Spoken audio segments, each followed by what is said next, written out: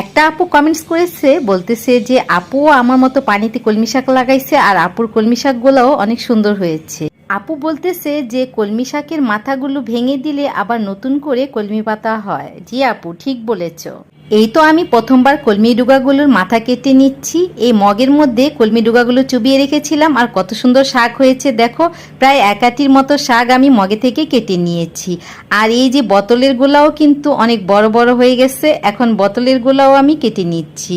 তবে মগের গুলা আগে কেটেছি বলে মগে চুবানো ডোগাগুলো থেকে কি সুন্দর পুকি বেরিয়ে এসেছে, আর বোতলের ডোগাগুলো থেকেও 2-1টা পুকি বের হয়ে এসেছে।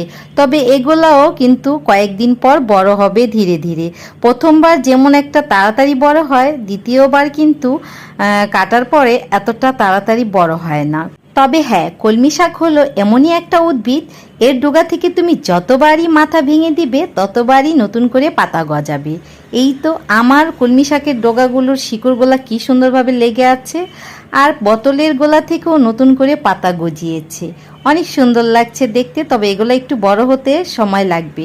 আমি কিন্তু শুধু কলমি পাতাই লাগাই নাই, বেলকুনিতে ফুল গাছও লাগাইছি, আবার এই যে জালি কুমড়া, মিষ্টি কুমড়া গাছও লাগাইছি, জাংলাতে উঠে গেছে। তো তোমরা দোয়া করো যাতে আমার জাংলাটা ভরে যায় কুমড়ো শাক দিয়ে, আর জালি কুমড়ো শাক দিয়ে ধুন্দুল গাছও লাগাইছি।